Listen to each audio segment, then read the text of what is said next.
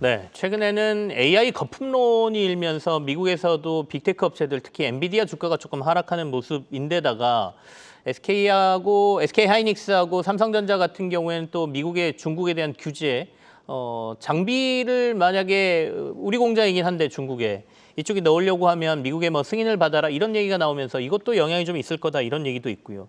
그리고 삼성전자는 이제 또 엔비디아 쪽하고 얼마나 공급, HBM과 관련된 이슈를 돌파할 것이나 이런 얘기부터 얘기할 게 너무 많습니다. 오늘 섹터 인사이트 유한타 증권의 백기련 연구원과 함께 자세한 얘기를 나눠보겠습니다. 인사부터 나누죠. 어서 오십시오. 안녕하세요. 제가 뭐 이것저것 이슈를 뭐 여러 가지 얘기했는데 오늘 이거 다 얘기해야 되는데요. 먼저 수출 강화 조치. 그러니까 우리나라 트럼프 행정부에서 중국에다 지금 얘기하고 있는 그리고 우리한테 미국으로 이제 중국으로 이제 장비 넣을 때 이거 우리한테 승인 받아라고 얘기하고 있지 않습니까? 이거 영향력은 어느 정도 된다고 보세요?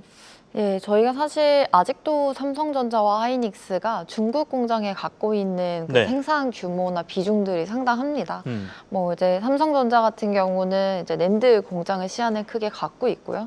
하이닉스 같은 경우는 이제 우시의 디램팹 그리고 그 인텔에서 인수였던 대련팹을 또 낸드 쪽 생산에 좀 활용을 하고 있는데요.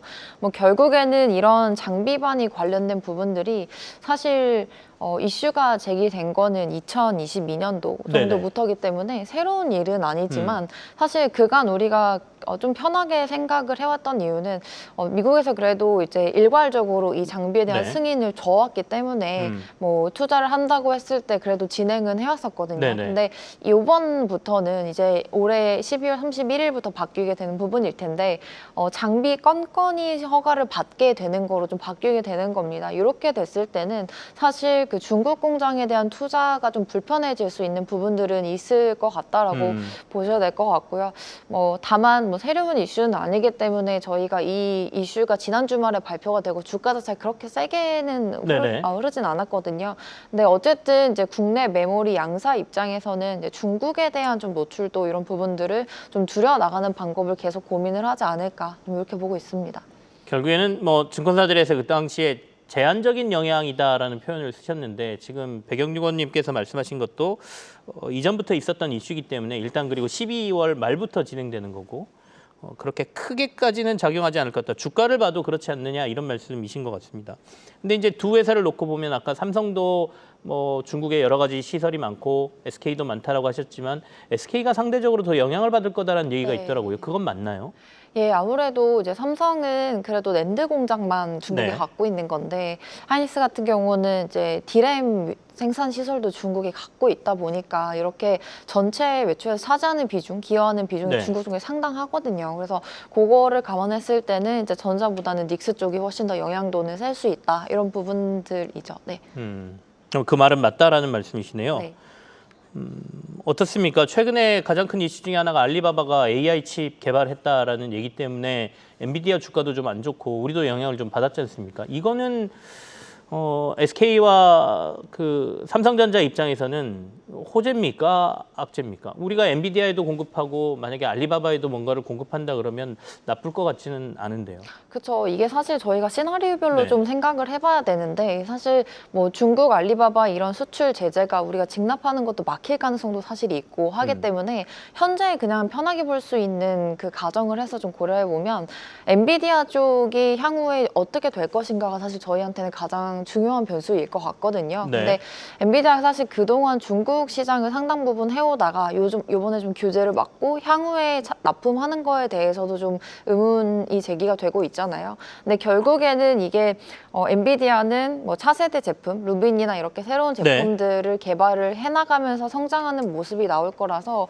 그거에 대해서 이제 HBM 수혜를 받고 있는 하이닉스 이런 부분들은 사실 성장 궤도에 대해서는 크게 흔들림은 없을 거로 저는 보고 있습니다. 그래서 질문 주신 알리바바랑 좀 다른 얘기긴 하지만 사실 회사의 펀더멘탈 성장이라든지 아니면 주가 측면에서는 이제 뭐 중국 관련된 이런 노이즈들이 어느 정도 반영이 되었다라고 보기 때문에 뭐 차세대 제품들, 플랫폼들이 안정적으로 전개가 잘 될 수 있는지 오히려 이런 부분들을 계속 좀 체크해보자라는 말씀을 드리고 싶습니다. 엔비디아가 받을 영향은 별로 없다라는 거예요. 아직도 기술 격차가 많고 설령 뭐 뭔가를 개발했다 하더라도 엔비디아는 자기의 길을 갈 거기 때문에 엔비디아는 별 걱정이 없다는 말씀이고.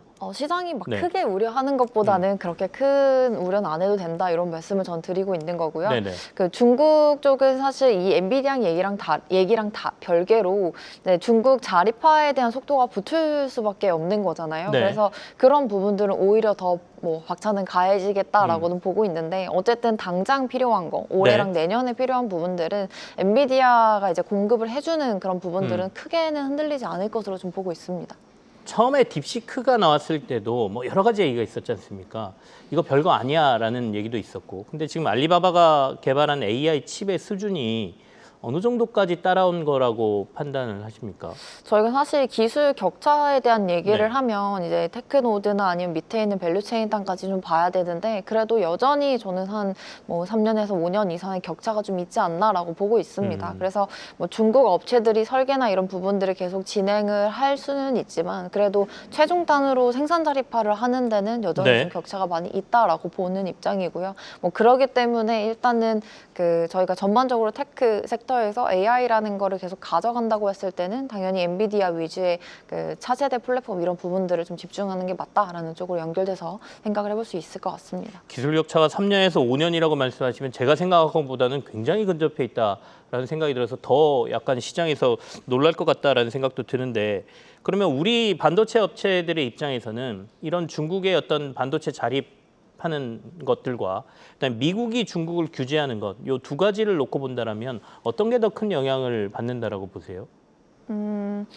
일단 저희는 이게 사실 요즘에는 이제 네. 기업이나 산업단에 대한 스탠스보다는 이제 전반적으로 그 지정학적 이슈가 워낙 영향을 많이 주고 있어서 네. 그거에 따른 걸 좀 고려를 해봐야 될 것 같은데 사실 첫 번째로 말씀드릴 거는 일단 하이닉스 같은 이제 엔비디아와 아니면 TSMC와 좀 연합전선을 맺고 이 선단 제품 쪽을 잘 하고 있는 회사가 국내에 있어서 다행이다라고 저는 좀 말씀을 드리고 싶어요. 왜냐하면 이게 중국이 크던지 뭐 엔비디아가 어떻게 되든지 상관없이 이 선단 제품에 대한 경쟁력을 갖고 있다는 거는 시장만 유로 큰다라고 저희가 생각했을 때는 충분히 계속 수혜를 받을 수 있는 영역이거든요. 그래서 그거 위주로 일단 첫 번째로 말씀드리고 두 번째로는 중국 관련된 내용들인데 저희가 사실 이 중국 관련된 거를 얘기한 지가 뭐 거의 10년 가까이가 되는 거잖아요. 예전부터 중국 반도체가 큰다라는 얘기를 해왔으니까. 반도체 굴기 뭐 이렇게 예, 표현했죠. 그렇죠. 네. 계속 표현을 해왔죠. 그래서 중국 기업들이 단숨에 이거를 다 캐치업한다라고 현재까지는 보고 있지 않은데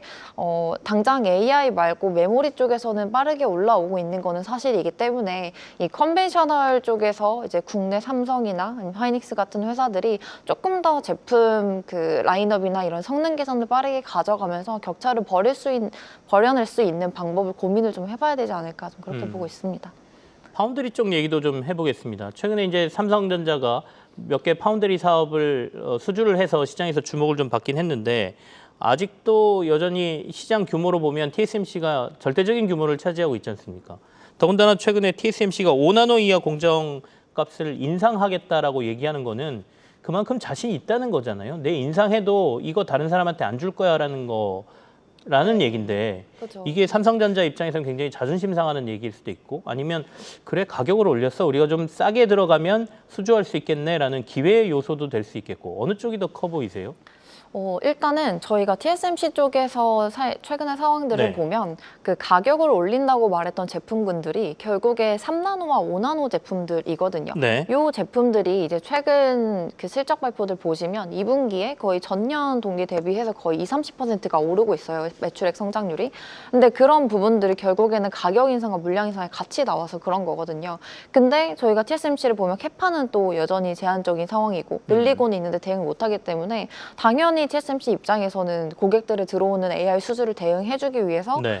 가격을 올려야겠죠 내년에. 네, 생산할 것 없으니까 네. 돈 많이 낸 사람 것부터 해주겠어. 그렇죠. 뭐 이렇게 되는 네, 거죠. 이제 네. 우선적으로 당연히 해줄 수밖에 없고 다양한 고객 수요를 대응을 할 텐데 그래도 이 환경이 어떻게 해서 좋게 해석을 해보면 삼성전자한테 기회라고는 볼 수 있을 것 같습니다.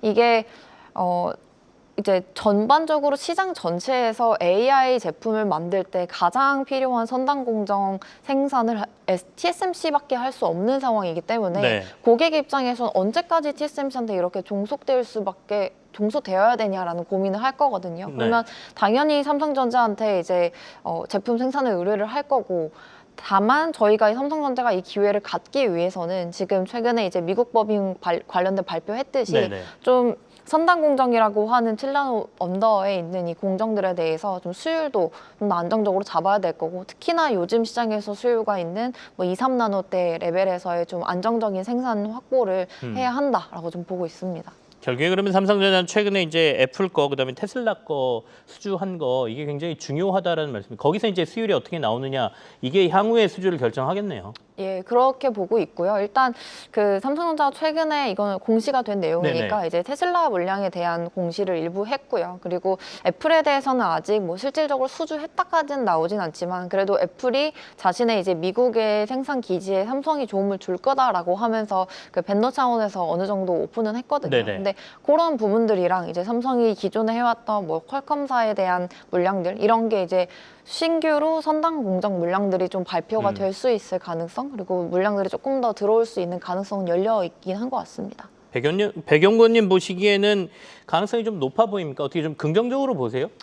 네, 일단 수주받은 물량들 정도에 네. 대해서는 전자가 당연히 메이드하려고 하지 않을까 해서 성공적으로 일단 런칭을 하기를 바라고 있고요. 다만 이제 저희가 아무래도 이제 숫자를 보는 직업이다 보니까 네. 펀더멘털 관점에서 삼성전자의 파운드리 사부를 보면 뭐 여전히 사실 파운드리 3분기와 4분기 숫자는 적자거든요. 그리고 내년에도 이제 테슬라 물량 생산을 시작한다 하더라도 미국 공장은 신규 투자가 조 단위로 또 다시 들어가야 되는 네네. 부분이기 때문에 또 감가상각 비용이 추가로 더 얹어진다라는 부분까지 감안하면 이 분기 흑자 전환에 대한 시점을 아직 논하기는 조금 이르다라고 좀 보고 있습니다. 그래서 내년까지 봐도 분기 흑자 전환 시기가 더 밀릴까요? 네, 저희는 네. 일단 현재 관점에서는 내년까지도 분기 적자로 좀 보고 있고요. 파운드리 쪽 말씀하시는 네. 거예요, 그렇죠? 그리고 후년으로 갔을 때는 좀 더 이제 적자 좀 줄어들면서 흑자 전환을 시도하는 것까지는 가능하겠다, 이런 시나리오로 보고 있습니다. 결국에는 이제 파운드리 쪽에서 적자폭이 얼마나 빠른 속도로 줄어드느냐 이게 중요해질 것 같습니다.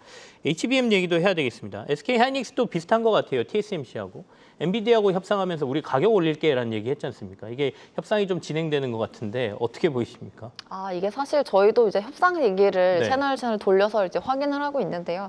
이 협상 얘기를 하기에 앞서서 이 결국에는 이제 SK 하이닉스도 가격 협상을 좀 하려고 하는 할 수밖에 없는 이유가 두 가지 정도가 배경을 봐야 될 것 같아요. 일단 첫 번째로는 엔비디아 자체가 그 예전에 나왔던 A 시리즈에서 H로 가고 H에서 블랙일로 갈 때 이렇게 옮겨갈 때 가격 인상 나왔던 것처럼 그 가격 인상분이 그렇게 세지가 않습니다. 그러니까 네네. 가격을 올리고는 있지만 그 가격 상승의 강도 자체가 조금은 좀 덜어지고 있다, 좀 적어지고 있다라는 상황인데, 결국 그렇게 된다고 했을 때는 밑에 있는 밸류체인한테 어느 정도 벤더 다변을 해서 가격 인하 압박을 할 수밖에 없다라고 저는 보거든요. 그래서 그런 식으로 간다고 하면 당연히 하이닉스 같은 HBM 공급업자들은 이 가격 인하를 누르기 위해서 신제품을 공급을 해야 할 건데, 네네.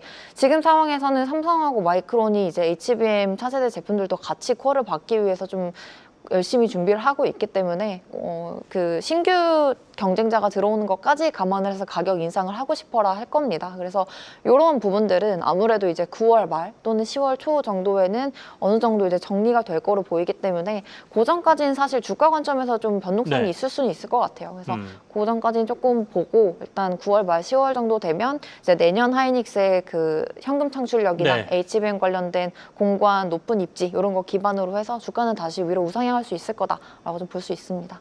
삼성전자하고 SK 하이닉스하고 두 개를 뭐 연말까지 보면 양사 중에 어디가 더 주가적인 측면에서는 더 긍정적으로 보이세요?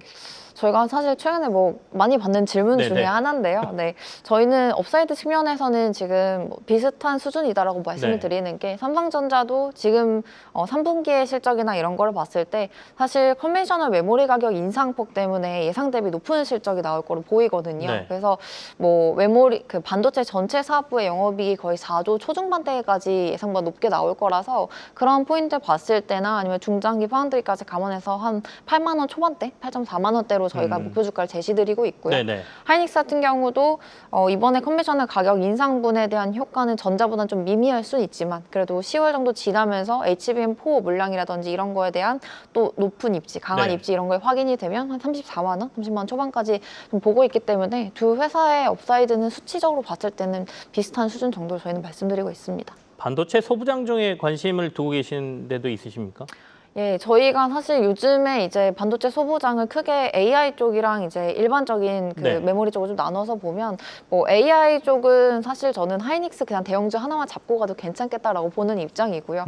오히려 지금부터 소부장을 본다라고 했을 때는 이제 하반기와 내년에 실적 개선이 계속 될 수 있는 실적 가시성이 네. 높을 수 있는 회사들을 좀 꼽고 있고 여전히 이제 저희 커버리지 내에서 코미코, 그다음에 네. CCK, 그다음에 원익QNC 이렇게 세 개의 종목 순서로 말씀을 드리고 있습니다. 네. 알겠습니다. 소부장까지 오늘 점검했네요.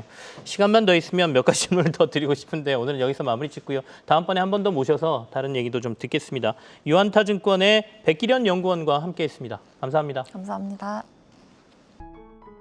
계속해서 다양한 경제 이슈를 알고 싶다면 구독과 좋아요, 알림 설정 부탁드립니다. AI 캐스터 권미정이었습니다.